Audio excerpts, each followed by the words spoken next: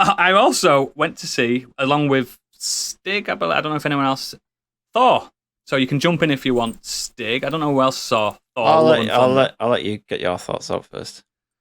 Thank you. So yeah, the big film of the beginning of summer, really. The blockbuster. It should have been last week, shouldn't it? It would have been fucking perfect.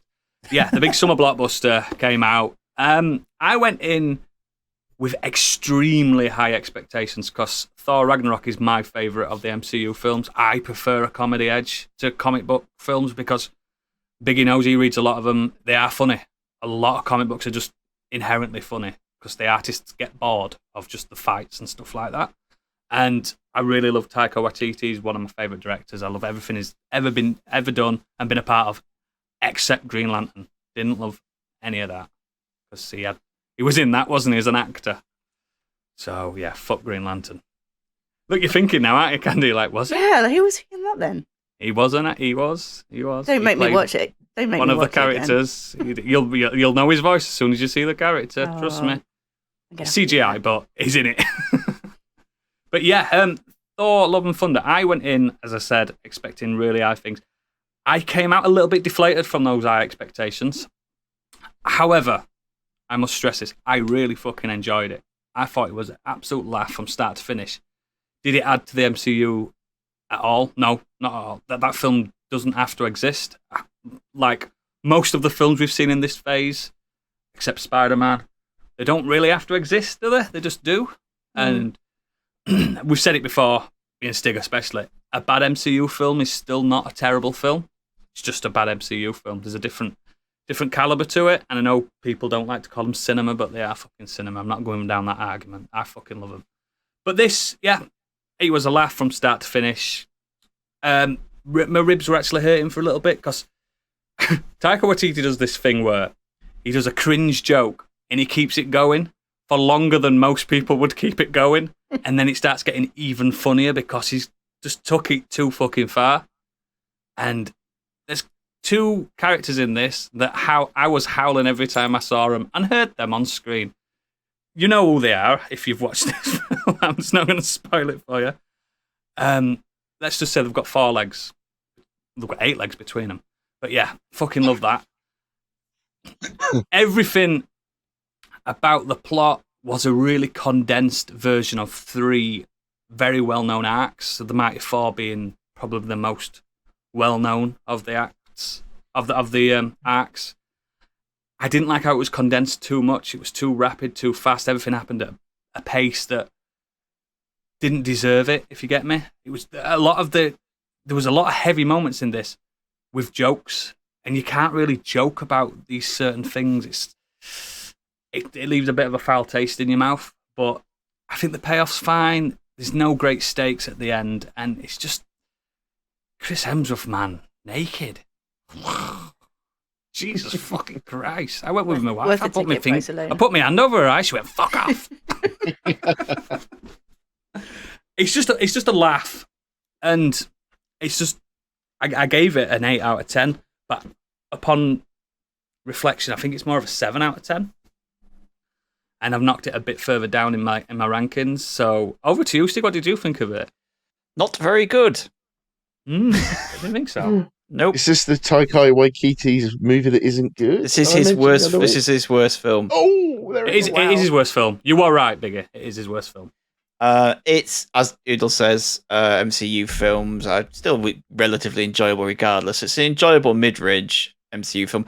It's probably the 3rd best film of this phase. Spider-Man ahead, and then Shang-Chi, then this one, I'd say.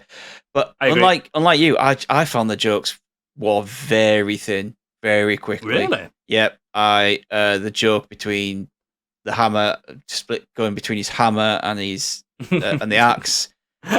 Thinking about it though, I'm still laughing at. I think that's fucking funny, man. I just got bored of that, and if you see the trailer, like what Oodles is alluding to, it's like a 10-year-old meme. I saw this like 10 years ago. It was funny then. It was funny when you kind of see it for the first time, but then it does it over and over and over again. The film, I was like, right, we get it. Doesn't stop, does it, till the end? Like, there's one other joke with them that's really funny, but it's not really to do with them. It's more to do with a planet and distances, which that was quite funny. But yeah, I really enjoyed what Christian Bale was doing as the villain. But ultimately, he's just going to end up in that pantheon of villains that we forget about. He is totally wasting this, and I'm really disappointed that this is a one and done kind of thing, because I thought that with that character and could have been a big bad character being called the God Butcher, it might have been a big bad. And it's a heavyweight actor, man. Like, he's a huge actor to get him in and just kind of. The character in the books is a heavyweight. It's an Ultron level. A one and done, and he's in a completely different film to everyone else when you see him. He doesn't get a lot of screen time. Like, I remember how threatening Hela was in Thor Ragnarok. She comes in, destroys the hammer, fucks up the Asgard, kills a lot of people. Like, she's a threat. Yep. And Gore is meant to be on that level, and you do not see that on screen at any point. Off screen, innit? Yeah. All off screen. And it's just, I'm just disappointed that. See, there's plenty of laughs, mainly from Korg, because Korg is great. Good visuals, some really nice set pieces. It is entertaining, but I just came out and I was a bit like, where is this phase going? Phase 1, 2, and 3 had a direction. This hasn't. We knew where we were going with it. What the fuck is going on with this phase? It is just this, like, if you're going to do this connected universe, then you've got to show us where you're going with it, because right now it's all over the place and it's all totally different everywhere and nothing seems to fit. I don't think Thor I don't think they have progressed his character at all. He's gone backwards. Like, it's and I don't know. What would you rank it? What's your score? 3 out of 5. Yeah, like I say, I give it a 7 in retrospect, and I'm just disappointed more than anything because of the people involved. Because it's I love Ragnarok; it's great, and I love a lot of Taika Waititi's other films, and I think Chris Hemsworth is great in the Thor role, but I just don't know what this film's doing or saying. There's no depth to it. There's no stakes. It's tonally very sparse, isn't it? Yeah. Do you think Taika needed kind of reining in a little bit? Do you think they give him a little bit more freedom this time, seeing as the last one was such a success? Here's the other problem. He's come out and said that, in a lot of his films, he allows people to improvise lines, because if they think of something funny on the spot, and he's like, yeah, I like that, I'll use that. What this film's doing is he's allowed them to improvise major plot points. Yeah.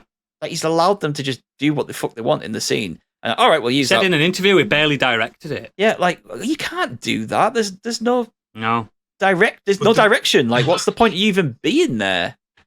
Like, to me, like, because I when you guys did your ranking of the Marvel films and went through them, I was like, fuck this, I'm going to go back. I'm going to go to the very start, phase 1, start with Iron Man 1 and work my way completely up through. Because I hadn't seen any of phase 4 when you guys did your rankings.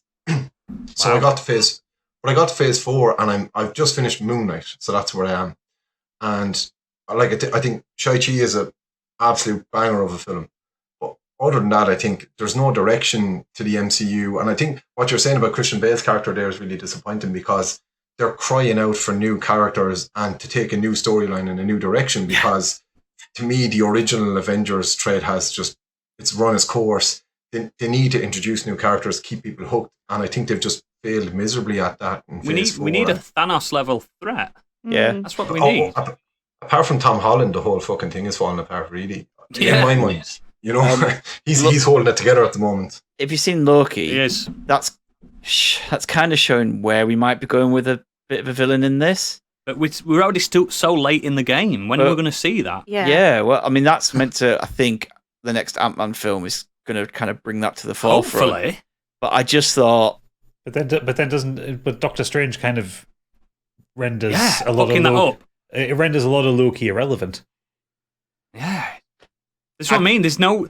It's doing that Star Wars thing with the sequels where it's as if Kevin Feige's just resting on his laurels a little bit. He's just like, we're untouchable, and it's getting to a point now where there's no thread There was always even in the first phase, there was a thread. The thread was that the Avengers need to get together, and that's a good thread. That's a really good. Well, and then phase 2, starting introducing them falling apart, and then phase 3 was the big bads, the stone. It's just there's no thread here, and the TV shows are the exciting thing, which is a bit worrying in a weird way. There's an element at the minute with the films that seems to be fulfilling contractual obligations. So whereas that's what I was thinking, No Way Home it does what Far From Home did, which basically that was the coda to the end game. Like Doctor Strange, like we didn't really need another Doctor Strange film, but like it looks like they had, they had a contract thing, so that Benedict Cumberbatch got another film, and Elizabeth Olsen got another film, and then this one clearly Chris Hemsworth managed to negotiate something before Endgame. Say, I'll do another 2 films or something like that. And that's what it seems like, mate. It does. Yeah, I mean Thor's going to come back. But I just wanted more going forward. I thought Christian Bale might be a good jumping off point for that as well. Like this phase, man, like I had every film I've got down as a 3 out of 5 apart from Spider-Man. And like it's mad, isn't it? It's fucking mad. And that's weird because if someone was to say, "Oh, your ranking for Thor is the same as Black Widow," yeah, because I see them. That 3 out of 5s are different to me. Like. Yes. I don't. Yes. When I do my rankings and put shit on Letterboxd and that, I don't do half stars, and I just say, right, well, they're a low 3-star. That's a high 3-star. These don't warrant being 4 stars, but also they don't warrant being 2 stars. So at the moment, this phase just sits in the middle. Bang average. Yeah. It's not good enough, is it? It's not good enough.